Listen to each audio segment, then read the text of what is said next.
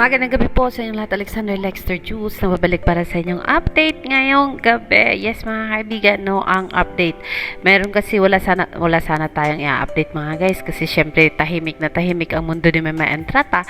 And naibigay ko na sa lahat ang lahat ng update about Merrydale. Pero sabi dito,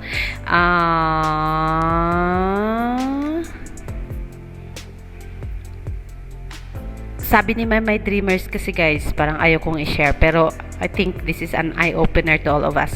Sabi niya, didn't we ask for this to begin with? Let's not act like My is the biggest star in the lineup para ito sa guys, sa One Music Fest sa London.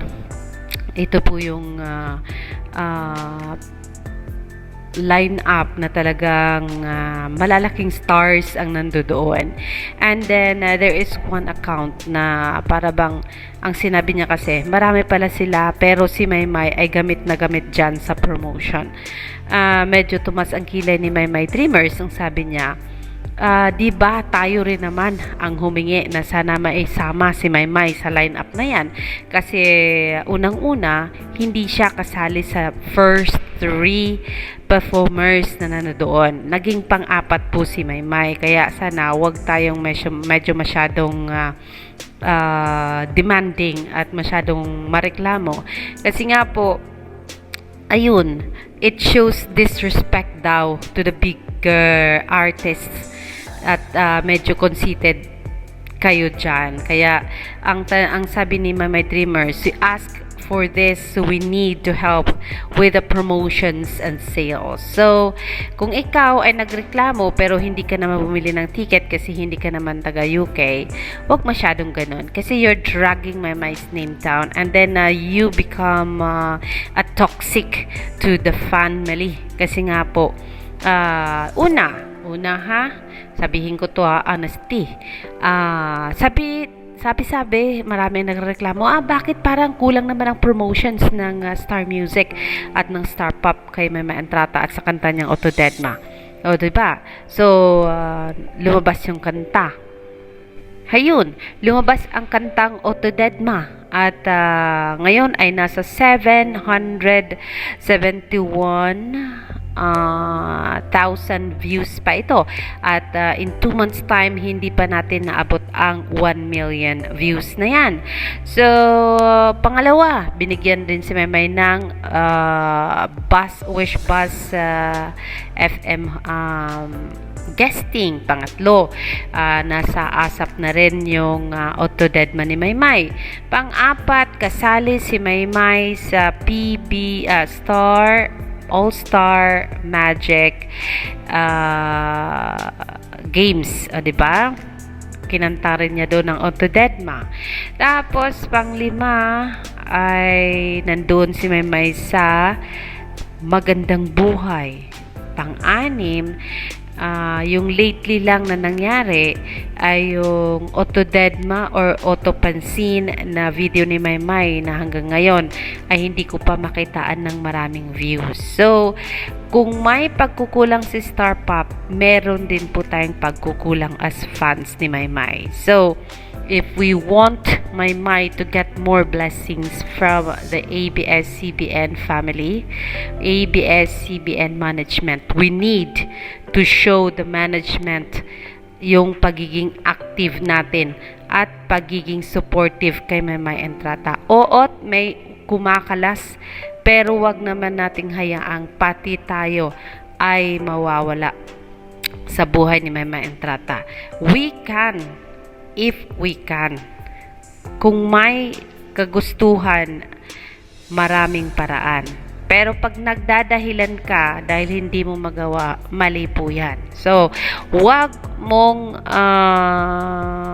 kang magbigay ng comment kung sa palagay mo ito ay nakakasira kay Maymay. Kasi hindi ito nakakatulong. Kung ang gagawin mo ay mag-promote, hindi lang sa Twitter, sa Facebook, sa Instagram, ay makakatulong ka pa kaysa ganyang mag-comment ka ng mag-comment. At pasalamat ka kasi palagi mong nakikita na pinopost ng management ang mukha ni Maymay Entrata kaysa naman sa wala. O, diba? Parang wala lang nangyari. So, let us all be thankful and grateful sa kung anumang mga blessings na ibinibigay ng management kay Mema Entrata. As you can see, unti-unti na pong kumukonti na po ang mga views ng mga post ng ABS-CBN about Meridia Mema Entrata. So, it is our job to give a hype to that. Kasi nga po, pag hahayaan ninyong kukunti na lang ang mailalabas na views niyan, baka mamaya maapektuhan ang mga pupwedeng blessings na ibigay kay Mema Entrata. So, you need to work hard, guys. Not just on commenting, but you have to show views sa lahat ng mga videos na kung saan kasama si Mamay. Kasi isa yan sa mga dahilan kung bakit nagkakaroon si Mamay ng maraming blessings. If you will stop somewhere, anytime, anywhere, naku, baka mawawala sa sirkulasyon si Mema Entrata. Na wag naman sana pong mangyari dahil sa daming talent ni Maymay ay baka manghihinayang tayo pagdating ng panahon. Just like tomorrow, Maymay will be having this showdown with Kim, Melay, and Maymay. Let us not just watch, guys. Go to YouTube kung may YouTube channel kayo, and then punta kayo sa YouTube, manood kayo sa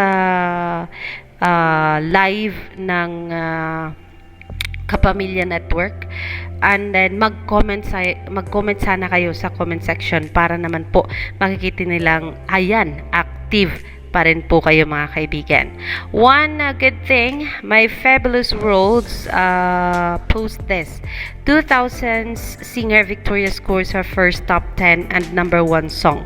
Yan po ay base po doon sa collaboration. What I mean is featured song ni Mema Entrata si Victoria, and My is part of it, na ngayon ay nasa 3 kanta na po ang kinabibilangan ng mga nasa top list ng Fabulous World. Ito ay kakayanin kaya? Tapos pwede ba? And then may isa pa na hindi ko maalala, guys. So, ayun. Thank you for that, my Fabulous World. Diba? And yes, one more thing mga guys. Huwag kalitaang manood bukas sa ASAP natin to. And yun. I-kampanya pa natin na sana ay maraming bibili ng ticket ng 1MX London. At ayun, makilahok tayo, makisali tayo sa mga TPs na sinisimulan ng My Dreamers para po marami pang tickets ang mabili sa One Music London Musical Festival po yan. Ayan, Alexander Lexter Jules, yan lang po muna ang mga medyo nakaalarma lang na tingnan, na mabasa ang mga comment na ganyan na nakakos kayo ng taas ng kilay ni My Dreamers na medyo hindi po maganda ang mga ganyang comment. So refrain from doing so. Better promote My and her blessings than giving comments na pwedeng ikakasira ng isang Meridia Mema Entrata. Yan lang po muna. Magandang gabi po, and see you tomorrow for more updates mga kaibigan. Good night po.